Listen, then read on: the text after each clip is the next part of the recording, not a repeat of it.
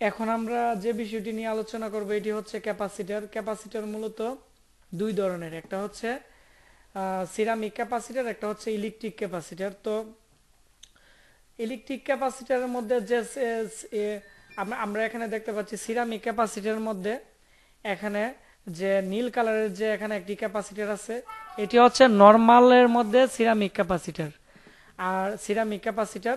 আর এখানে যে হলুদ কালারের দেখা যাচ্ছে দুই পাশে সাদা, এটি হচ্ছে এসএমডির মধ্যে সিরামিক ক্যাপাসিটর। আর এই ক্যাপাসিটরগুলো মূলত ল্যাপটপ থেকে ধরে মোবাইল থেকে ধরে ডেস্কটপের যত মাদারবোর্ড আছে এগুলোর মধ্যে মূলত করে থাকে। তারপর আমরা এখানে দেখতে পাচ্ছি যে ইলেকট্রিক ক্যাপাসিটর, বা আমরা এই ক্যাপাসিটরটাকে অনেক সময় আমরা পোলার ক্যাপাসিটর বলি। তো এই ক্যাপাসিটরটি মূলত ডেস্কটপ মাদারবোর্ডে এবং ইলেকট্রনিক্স যত সার্কিট আছে, যেমন পাওয়ার সাপ্লাই, টিভি, তারপর হচ্ছে সব ধরনের যে সার্কিট আছে নর্মাল সার্কিট, এগুলোর মধ্যে এই ক্যাপাসিটরটা মূলত করে থাকে। তারপর হচ্ছে আমরা এখানে দেখতে পাচ্ছি একটি ইলেকট্রিকের মধ্যে একটি এসএমডি ক্যাপাসিটর। কিছু কিছু ল্যাপটপে বা কিছু কিছু ডেস্কটপ মাদারবোর্ডে আমরা এরকম একটি ক্যাপাসিটর দেখতে পাই। এটি হচ্ছে মূলত ইলেকট্রিক ক্যাপাসিটরের মধ্যে এসএমডি টাইপের, যেটা সম্পূর্ণ হলুদ থাকবে, এক পাশে একটি দাগ থাকবে। যে পাশে দাগ থাকবে এটি হচ্ছে মূলত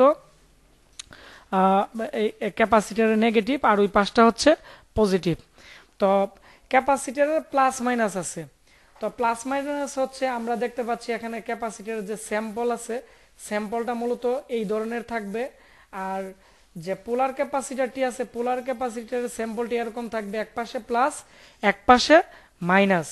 তো আমরা আর সিরামিক ক্যাপাসিটর মূলত থাকবে সি থাকবে লোকেশন মাদারবোর্ডের মধ্যে।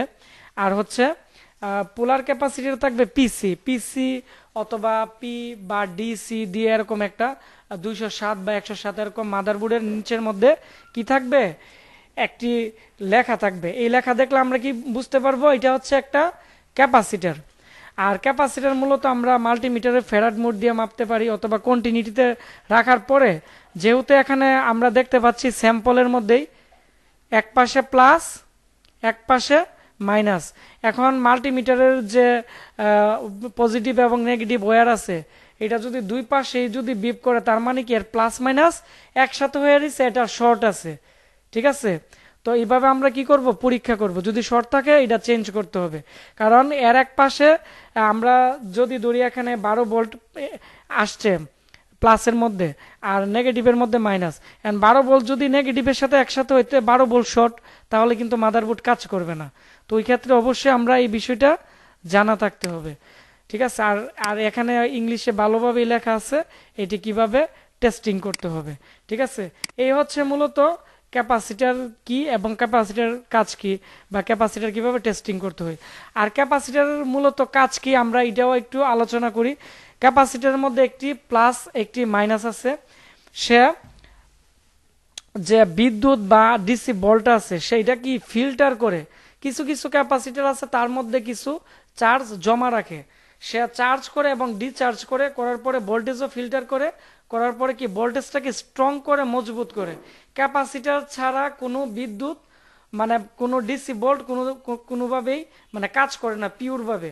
ওটাকে পিওর করে কে, পিওর করে হচ্ছে ক্যাপাসিটার।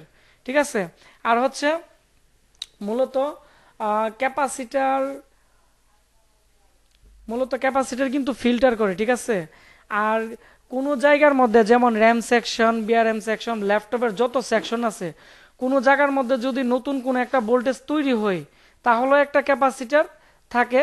আবার যদি নতুন কোনোভাবে ভোল্টেজ একটা কোনো জায়গা থেকে কোনো জায়গায় আসছে, ওইটার মধ্যেও কি থাকে, একটা ক্যাপাসিটার থাকে। আর ল্যাপটপ ডেস্কটপ বেশিরভাগই ক্যাপাসিটার শর্ট থাকে, যার কারণে মাদারবোর্ডের ন পাওয়ার সমস্যা থাকে অথবা রিস্টার্টিং প্রবলেম থাকে। এই হচ্ছে মূলত যে ক্যাপাসিটার আছে, ক্যাপাসিটার মানে কাজ আর টেস্টিং।